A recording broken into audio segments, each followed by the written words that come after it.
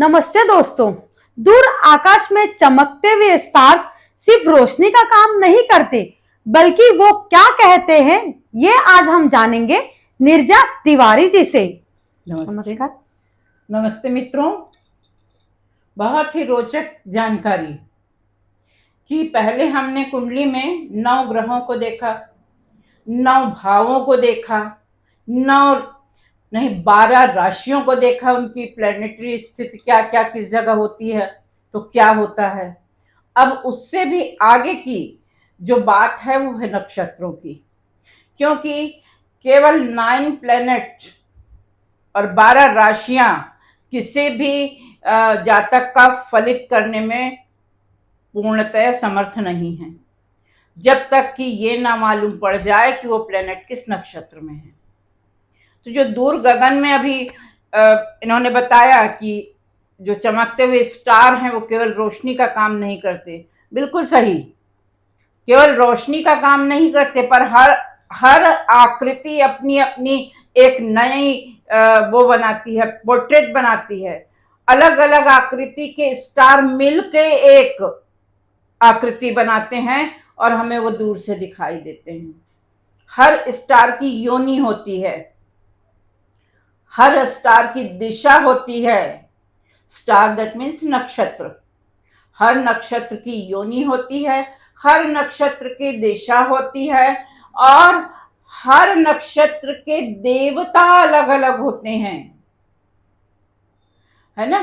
तो हम में से ज्यादातर लोग क्या करते हैं कि हनुमान जी की पूजा सबसे मतलब फलित सबसे जल्दी होती है, तो चलो हनुमान चालीसा देव पढ़े जा रहे हैं, देव पढ़े जा रहे हैं, देव पढ़े जा रहे हैं। और ये बिल्कुल इस बात से अनभिज्ञ हैं कि वास्तव में उनके नक्षत्रों की पोजीशन ये कह भी रही है कि नहीं कि तुमको हनुमान चालीसा पढ़ने से लाभ होने वाला है। अब इसके जवाब में शायद दर्शक ये कह सकते हैं कि भाई भगवान तो भगवान है, उनको हम पूजेंगे तो कुछ ना कुछ तो मिलेगा। हमारा प्रश्न ये है कि कैसे मिलेगा। आपको यदि अरबी खाने से एलर्जी है, आपको यदि मुनगा खाने से आपके स्किन में बड़े बड़े दाने निकल आते हैं, तो खाने की चीजें तो सबके लिए अच्छी होनी चाहिए। भाई मोरिंगा, मुनगा को, मोरिंगा की पत्ती का आजकल ट्रेंड चला है मार्केटिंग में कि वो पत्ती खाओ जीवन बदलो, ठीक है ना। मतलब वो पत्ती फायदा करती है, कहीं ना कहीं थोड़ा करे ज्यादा करे, लेकिन एक व्यक्ति को तो वो नुकसान कर रही है। तो फिर ऐसे ही हम अपने मन से किसी भी बात को सोचकर कि ये चीज हमारे लिए फायदेमंद है, कैसे फायदा करेगी। यदि इतनी ही अच्छी बुद्धि, इतनी ही अच्छी दूरदर्शिता, इतने ही अच्छे ज्ञान और दिव्य दृष्टि हमारे पास होती तो हमको तो किसी बात की फिर चिंता ही नहीं होती। आराम से हम ईश्वर से कनेक्ट होकर अपना बढ़िया मोक्ष प्राप्ति की स्थिति में रहते। असली जड़ तो वही है ना कि हमको कुछ मालूम नहीं है, प्रॉपर एप्रोप्रिएट किसको क्या करना है ये बात मालूम ही नहीं है। हाँ ठीक है, गुरु का सम्मान करना चाहिए, गुरु के मंत्रों का जाप करना चाहिए, मंगल के लिए हनुमान जी का चालीसा पढ़ते हैं लोग। नहीं, देखिए इसमें ऐसा होता है कि आपके जो ग्रह अच्छे हैं उन्हें तो अच्छे करने के और मंत्र हैं। किसी भी अच्छे ग्रह को और अच्छा करना, तो उसके लिए भी अलग अलग मंत्र हैं कि किसी ग्रह के लिए, उसके नक्षत्रों के लिए पीड़ा निवारक स्थिति है, पीड़ा की स्थिति में है वो नक्षत्र या वो ग्रह, तो हमको वहां बीज मंत्र पढ़ेंगे या पुशिंग वाले मंत्र पढ़ेंगे तो वो तो और रेज होगी जो परेशानी है वो। यदि कोई ग्रह हमारे कुंडली में दोष बना रहा है और हम मार उसके शांति के उपाय बोल दिया किसी ने, तो करे जा रहे हैं उसके मंत्र एकदम सवेरे शाम जप रहे हैं और कह रहे हैं कि हम तो इतना जप रहे हैं, हमको तो कोई फायदा नहीं हो रहा है। तो अरे फायदा कैसे होगा, वो बुरी स्थिति में है, उसकी बुरी स्थिति को और तुम आगे सुलझा रहे हो। तो बिना अपने नक्षत्रों की स्थिति जाने आप यूं ही पूजा करना है, भाव मंत्रों को पढ़ना है और दुनिया भर के पाखंड का जो ये एक आवरण लोग करते हैं उसको त्याग दीजिए। आप सही मायनों में एस्ट्रोलॉजी को समझने का प्रयास कीजिए, ग्रह के अनुसार आचरण करने की कोशिश करिए ताकि ग्रह की जो ऊर्जा नेगेटिव है वो पॉजिटिव हो जाए। अब मंगल अग्रेशन देता है, क्रोध देता है, और हनुमान चालीसा पढ़ पढ़ के क्रोध किए जा रहे हैं, बजरंग बाण पढ़े जा रहे हैं, तो क्रोध तो और बढ़ेगा और विकराल रूप में आप आ जाएंगे दुनिया के सामने।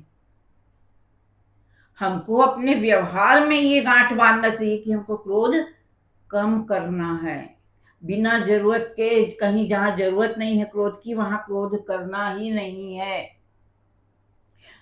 जब जब हुई है धर्म की हानि, आप देख रहे हो कोई अनुचित बात हो रही है, समाज में उसका अहित हो रहा है, घर में उसका अहित हो रहा है, आपका अहित हो रहा है और आप नाराज होंगे तो ये तो कोई बात ही नहीं।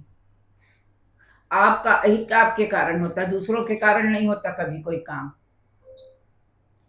हमारे ऐसे कोई कर्म जो समाज के लिए अहितकारी हैं, तब हमारी पहचान समाज में एक खराब व्यक्ति के रूप में होती है, भले वो क्रोध क्यों ना हो। वो बहुत गुस्सैल आदमी है, उससे क्या बात करना, लोग ये कहते हैं, ठीक है ना। तो जीवन जीने की पद्धति से लेकर समाज में जीना, ग्राम में जीना, राज्य में जीना, देश में जीना, एक ही है, वो पैटर्न एक ही है। अच्छे आचरण के सिवाय कोई दूसरा निदान नहीं है किसी चीज का। गलत रेसिपी में गलत मसाला, नमक की जगह शक्कर या गरम मसाला, ये पूरी चीज को जहर बनाता है। ठीक बिल्कुल ऐसे ही तारों का अज्ञान,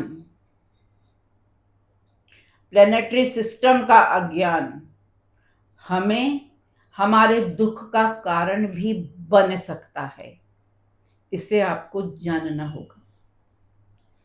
नक्षत्र वही काम करता है। हम आपको ये भी बताएंगे कि आप किस एक नक्षत्र की देवता को पूजें तो आपका फाइनेंशियल सिस्टम सही होगा, किस एक नक्षत्र के देवता को पूजें तो पारिवारिक रिलेशनशिप, मैत्रीगत रिलेशनशिप और समाज में स्थान पुष्ट होगा। दोस्तों, एक नक्षत्र हम आपको ऐसा बताएंगे कि आप रोगों से उससे बच सकते हैं। ऐसा नहीं कि रोग आएगा नहीं, देखो आती हर चीज है, परेशानी भी आती है, पर हम पहले से उसके लिए प्रिपेयर हो जाते हैं। उदाहरण के लिए हमारे ऊपर अपार दुख पड़ा, पहले दिन हम पूरे दिन कहो अगले दिन और तीसरे दिन तक रोते हैं, चौथे दिन रोना आधा हो जाता है, पांचवें दिन एक पाव हो जाता, मतलब चौथा हिस्सा हो जाता है। एक हफ्ते बाद कोई हमारा प्रियजन आता है तो उसके पास हम रोते हैं। बिल्कुल यही स्थिति कि किसी बात के लिए प्रिपेयर हो जाना, तो उस चीज का जो असर है आपको कम होगा। आपको रोग भी होगा तो छुएगा और चला जाएगा, आपको उस रोग का इतना भयानक इफेक्ट नहीं होगा कि लाइफ एंड डेथ का प्रोग्राम आ गया, ऐसा नहीं है, ठीक है। वो स्थिति प्लेनेटरी सिस्टम के हिसाब से ही होती है, संयोग से होती है, तभी आपका तयशुदा टाइम है, तभी आप जा सकते हैं इस दुनिया से, उसके पहले नहीं। तो नक्षत्र वो हर चीज बताते हैं।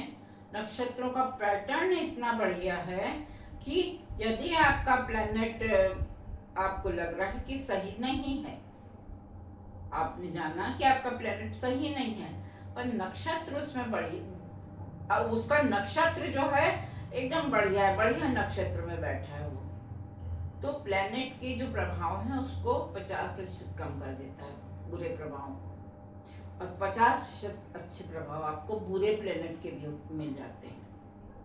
27 नक्षत्र होते हैं और 27 नक्षत्रों का जो चाल गति है वो 360 डिग्री में घूमती है। हमने 360 डिग्री की बात पहले भी की थी। 12 राशियां 360 डिग्री, एक राशि की डिग्री होगी 30। 360 डिग्री में एक राशि की डिग्री होगी 30 डिग्री। अब उस 30 डिग्री में